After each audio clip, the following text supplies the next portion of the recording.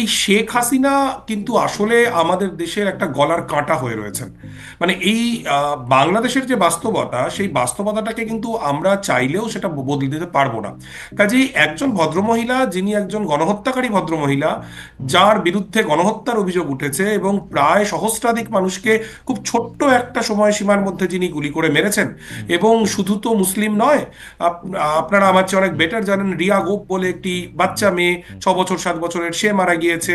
হৃদয়চন্দ্র তরুয়া বলে একজন, তিনি প্রাণ দিয়েছেন। এরকম প্রচুর মানুষকে যে ভদ্রমহিলার বিরুদ্ধে, তার প্রশাসনের বিরুদ্ধে মারার অভিযোগ রয়েছে, তাকে আমাদের সরকার যদি দিনের পর দিন এরকম একদম জখের ধনের মতো লুকিয়ে রেখে দেয়, সেটা বোধহয় আমাদের দেশের জন্য আচ্ছা, খুব একটা সুবিধাজনক বিষয় হবে না। আচ্ছা অর্ক, আপনার কাছে কি মনে হয় যে মানে শেখ হাসিনাকে ভারতীয় সরকার বা ভারতের কোনো মহল কি এরকম আশা করে যে শেখ হাসিনা আইসা আবার বাংলাদেশে ক্ষমতা নিবে?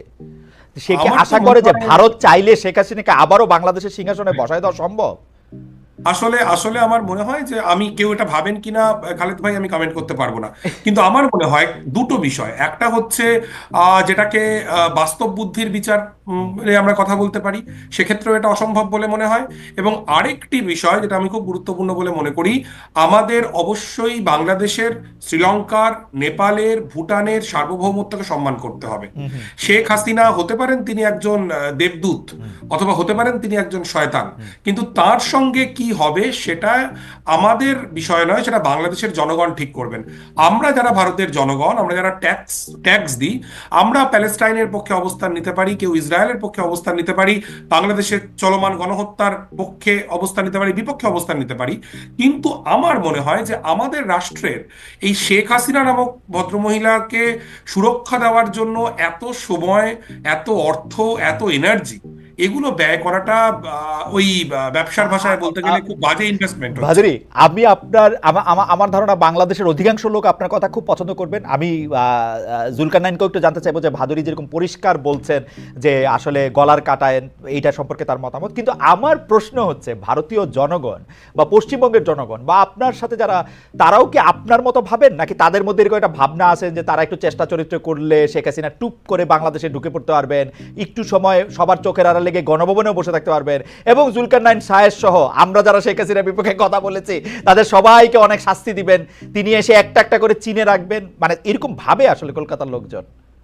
আসলে খালেদ ভাই, এই আবারও আমি আবার আপনাকে বলছি, একদম যেটা দিয়ে শুরু করেছিলাম, কলকাতার লোকজন এটা একমাত্রিক বিষয় নয়। আচ্ছা। আমি জুলকারনাইন সায়ের ভাইকেও বলছি, যখন ফেলানি খাতুনের ঘটনা ঘটলো, আপনি নিশ্চয়ই জানেন যে তখন কিন্তু এই ফেলানি খাতুনকে নিয়ে একটা গান তৈরি হয়েছিল কলকাতায়। হুম, একটা গান, একটা আস্ত গান, যেটা হুম, কিন্তু তৈরি হয়েছিল, এবং একজন অত্যন্ত জনপ্রিয় সঙ্গীত শিল্পী কবির সুমন, হুম। আপনারা রাইট, প্রত্যেকেই তাকে চেনেন, রাইট। সুমন দা কিন্তু ফেলানিকে নিয়ে গান গেয়েছিলেন। কাজেই এই কলকাতার লোকজন ভাবে বা ভারতের লোকজন ভাবে এটা খুব একমাত্রিক হয়ে যাবে, এরকম ভাবে বলাটা, আচ্ছা। মানে আমি তো ভারতের লোক, না খালেদ ভাই, বেশি, মানে আমি তো কত ভাবি না। ভাগ লোক আপনার মতো চিন্তা করে? আমরা তো আসলে এই ভারতকে চিনি নরেন্দ্র মোদী আর আনন্দবাজার এবং রিপাবলিক টিভির জুলকারনাইনের প্রিয় ময়ূককে দিয়ে, কিন্তু আমার আসলে তো প্রিয় না ভাই, আমার প্রিয় না, আপনি আমাকে উল্টো ফেলায়েন না। আমি আমি এখন পর্যন্ত রিপাবলিক টিভির 1 মিনিট দেখি নাই। এর জন্য আমি জীবনে কিছু মিস করছি সেটাও আমার মনে হয় না।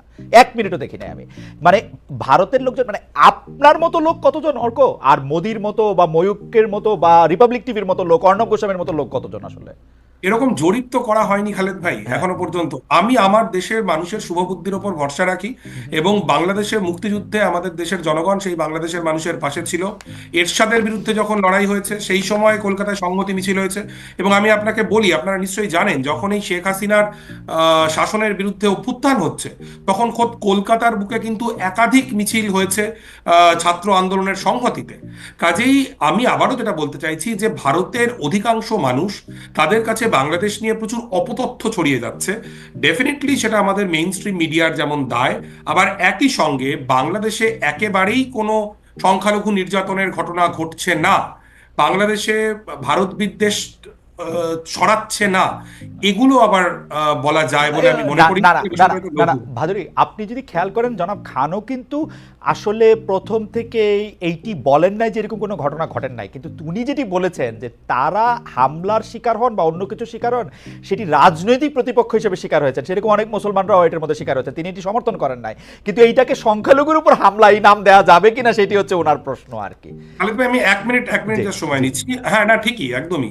আবার এটাও ঠিক, যখন এই চট্টগ্রামের ইনসিডেন্ট হলো হুম, তারপরে চট্টগ্রামে যে প্রচুর ধরপাকড়ের ঘটনা ঘটেছে এবং অভ্যুত্থানের পক্ষে থাকা একজন হিন্দু ছাত্রনেতাকে প্রথমে গ্রেফতার করা হয় হুম, এবং আটক করা হয় এবং তাকে তারপর ছেড়ে দেওয়া হয়, হ্যাঁ একজন আইনজীবীর নামে মামলা, এই খবরগুলো আমরা শুনছি এবং এগুলো কিন্তু ইন্ডিয়ান মিডিয়া থেকে আসছে না, এগুলো কিন্তু বাংলাদেশের বন্ধুরাই বলছেন। কাজেই আমার মনে হয় যে আমাদের মানে মানে অতিরঞ্জন যেমন একটা খুব বিপজ্জনক, তেমনি কিছুই ঘটছে না এটা বলাটাও সমস্যা। শুধু আমার সমস্যা যেটা আমার দেশের মেইন স্ট্রিম মিডিয়াকে নিয়ে, হাসিনার আমলে যখন সংখ্যালঘু নির্যাতনের ঘটনা ঘটেছে, শেখ হাসিনার আমলে, আওয়ামী লীগের আমলে যখন পুজো মণ্ডপে হামলার ঘটনা ঘটেছে, 2021 সালের কথা আমি বলছি, বা বিভিন্ন সহিংসতার ঘটনা রাইট। ঘটেছে, এই সময় কিন্তু এখন যারা ভারতীয় ফার রাইট অতি দক্ষিণপন্থীরা বা অন্যান্য মানুষজন যারা খুব সোচ্চার হয়ে উঠেছেন, তারা সেই সময় সোচ্চার ছিলেন না। আমরা আমরা যারা ভারতবর্ষের মাটিতে দাঁড়িয়ে অসাম্প্রদায়িকতার পক্ষে, বিভাজনের বিরুদ্ধে, এটা আমাদের যন্ত্রণার জায়গা।